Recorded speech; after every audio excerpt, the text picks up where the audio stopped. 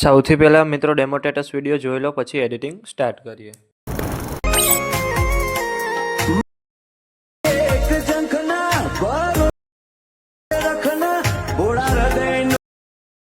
मन की बात उसे जीवनी एक जंखना बाबा पे रखना पाला वालों मन की बात.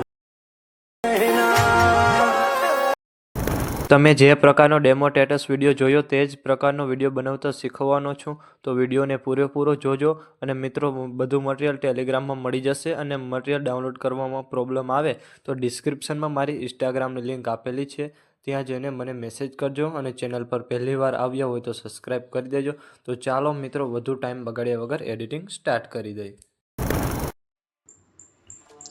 સૌથી પહેલાં મિત્રો, તમારે બીટમાર્ક અને ફોટો એડિટિંગ બંને પ્રોજેક્ટ ડાઉનલોડ કરી લેવાના છે.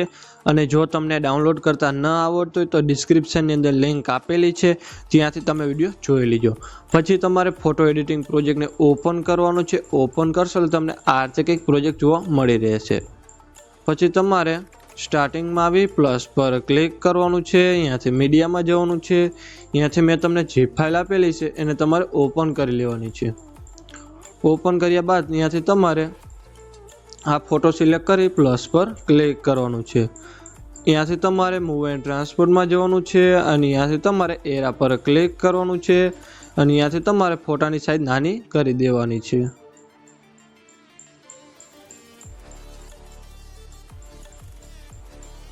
આ રીતે ફોટો સેટ કરી દેવાનો છે. પછી તમારે ઇફેક્ટ પર ક્લિક કરવાનું છે. અહીંયાથી એડ ઇફેક્ટમાં જવાનું છે.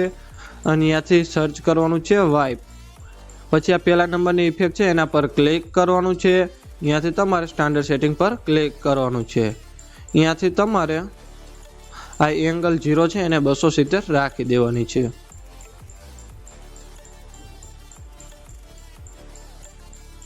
પછી સ્ટાર્ટને તમારે 25-26 જેટલું રાખી દેવાનું છે.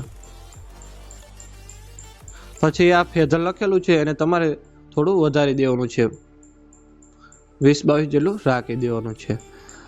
પછી તમારે પાછું પ્લસ પર ક્લિક કરવાનું છે. અહીંયાથી મીડિયામાં જવાનું છે. અને અહીંયાથી તમારે આ બીજો ફોટો લઈ લેવાનો છે. આ રીતના આ ફોટાને સેટ કરી દેવાનો છે.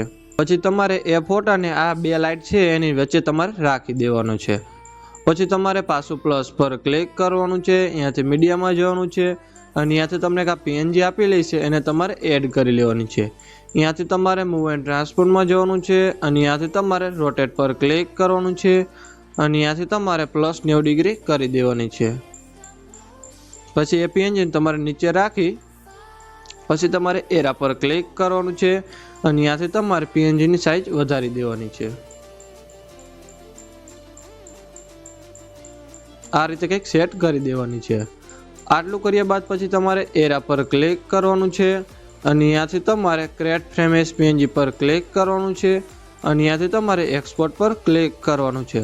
પછી તમારે બહાર નીકળી જવાનું છે અને સીધું આવી જવાનું છે બીટમાર્ક પ્રોજેક્ટની અંદર. પછી સ્ટાર્ટિંગમાં આવી પ્લસ પર ક્લિક કરવાનું છે. અહીંયાથી મીડિયામાં જવાનું છે. અને અહીંયાથી આપણે જે ફોટો અત્યારે ગેલેરીમાં સેવ કર્યો એને તમારે લઈ લેવાનો છે.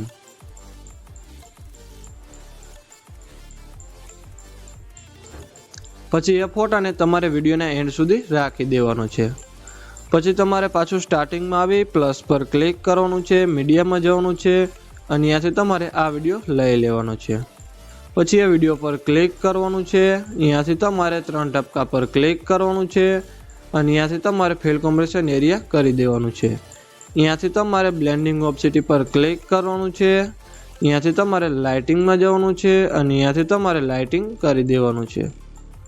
પછી તમારે આ વિડીયોના એન્ડમાં આવી જવાનું છે. અને જે વધારાનો વિડીયો છે એને તમારે કટ કરી દેવાનો છે. આટલું કરશો એટલે મિત્રો તમારે વિડીયો બનીને કમ્પ્લીટ થઈ જશે. અને મેં વિડીયોમાં જે પણ યુઝ કર્યું છે તે તમને મારા ઓલ મટીરિયલની અંદર મળી રહેશે. વિડીયો ગેલેરીમાં સેવ કરવા માટે એરા પર ક્લિક કરવાનું છે. અને અહીંયાથી તમારે એક્સપોર્ટ પર ક્લિક કરવાનું છે. અને મિત્રો, વિડીયો ગમે તો એક લાઇક કરી દેજો. અને ચેનલ પર પહેલી વાર તો સબસ્ક્રાઈબ